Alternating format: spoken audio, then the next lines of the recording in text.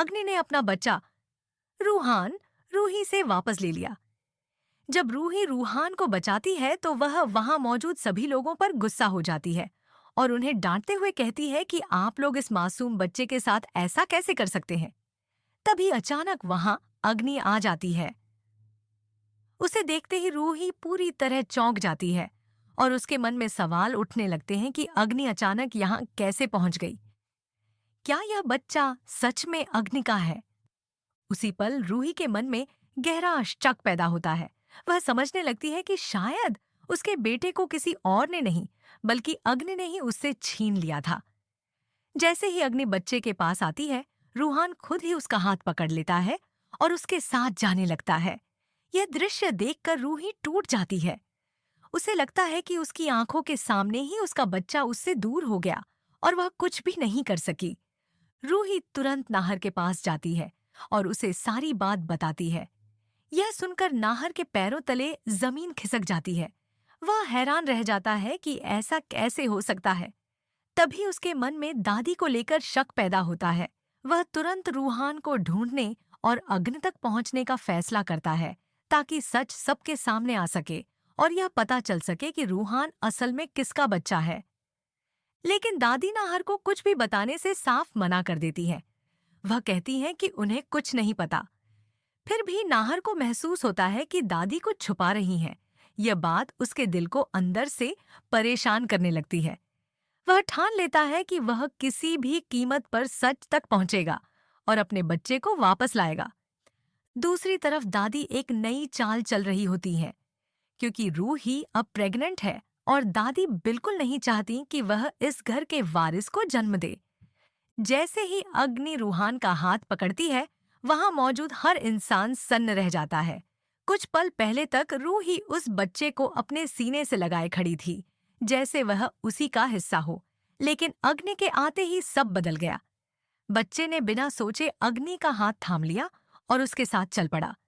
उस एक पल ने रूही की पूरी दुनिया हिला दी।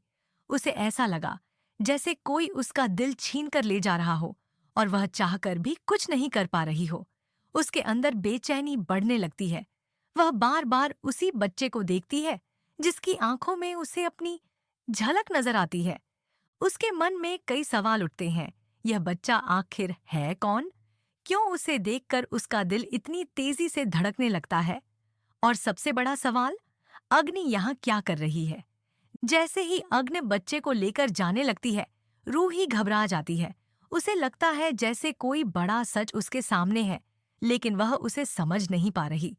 वह तुरंत भागकर नाहर के पास जाती है और सब कुछ बता देती है।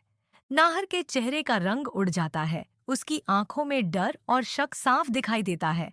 वह समझ नहीं पाता कि यह सब कैसे हो रहा है, लेकिन उसके दिमाग में बार बार एक ही नाम आता है, दादी।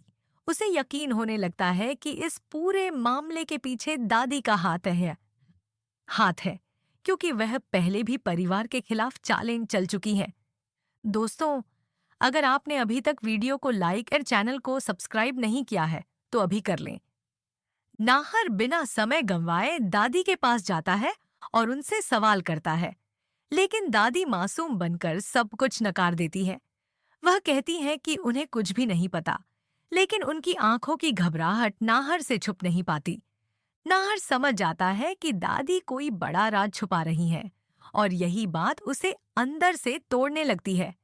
वह तय कर लेता है कि वह हर हाल में सच सामने लाएगा। उधर रूही अकेली बैठी उसी बच्चे के बारे में सोचती रहती है।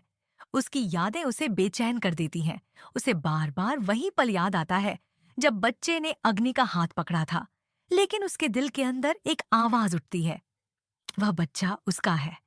यह एहसास इतना मजबूत हो जाता है कि वह खुद से सवाल करने लगती है, अगर वह मेरा बच्चा है तो वह मुझे पहचान क्यों नहीं रहा? यही सवाल उसे अंदर से तोड़ने लगता है। धीरे धीरे सच सामने आने लगता है। रूही को अपने अतीत के कुछ धुंधले पल याद आने लगते हैं।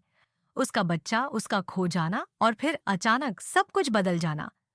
उसे महसूस होने लगता है कि इस कहानी में कहीं ना कहीं एक बड़ा झूठ छुपा है, जो उसकी जिंदगी का सबसे बड़ा सच बनने वाला है।